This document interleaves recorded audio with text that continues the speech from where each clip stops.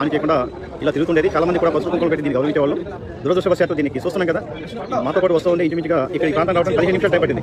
ఎంత బాధపడుతుందంటే ఆ బ్యాక్ ఉన్నటువంటి కాలు, కుడి వైపున బ్యాక్ కాలు కొంత డామేజ్ జరిగింది.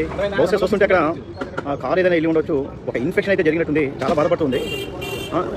మానవతా దృక్పథంతో ఈ వీడియో షేర్ చేసి సంబంధిత అధికారులకు వెళ్ళేదాగాను దీనికి సత్వరంగా ట్రీట్మెంట్ ఇచ్చే విధంగా మనమంతా కూడా సహాయం చేయాలని చెప్పి అభ్యర్థిస్తున్నా. నేను కూడా ప్రయత్నం చేస్తాను.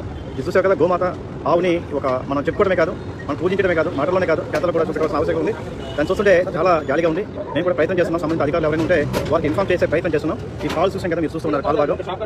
ఆ కాలు భాగం చాలా పెయిన్, విపరీతమైన పెయిన్ గాను అడుగు పెట్టినటువంటి స్థితిలో బాధపడుతుంది. మరి మనం ఆవుని, గోమాతని మరియు ఎద్దులను, ఈ ఆంబోతులను మనం ప్రత్యక్షంగా దైవ సాక్షిగా మనం భావిస్తూ ఉంటాం హిందూ సాంప్రదాయ ప్రకారంగా.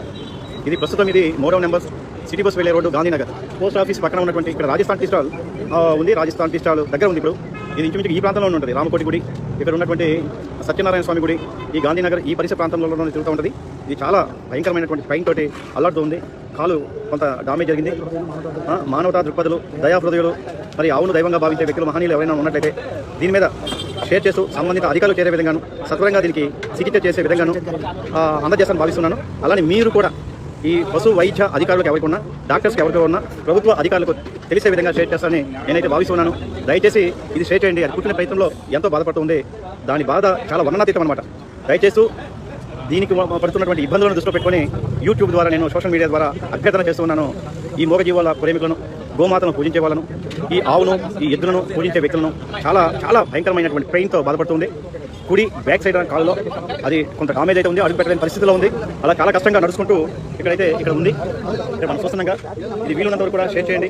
వీలున్నంత కూడా పశు వైద్యానికి సంబంధించిన ప్రభుత్వ అధికారులకు తెలిసే విధంగా షేర్ చేస్తారని ఆశిస్తున్నాను. ఇక్కడ మనతో పాటు ఇక్కడ హైకోర్టుకు సంబంధించిన సీనియర్ న్యాయవాదులు కూడా చూస్తూ ఉన్నారు. ఇవన్నీ కూడా చాలా మంది పబ్లిక్ కూడా చూస్తూ ఉన్నారు. మీరు దయా హృదయాలు, జాలి హృదయాలు, మూగజీవ ప్రేమికులు దీన్ని దయతో షేర్ చేయాలని, సంబంధిత అధికారులు తెలియజేయాలని, దీనికి సత్వరంగా ఈ ప్రభుత్వాధికారులు మేల్కొని దీనికి చికిత్స చేయగలరని చెప్పి మానవతావాదులు మరొక్కసారి నేను ప్రార్థిస్తున్నాను.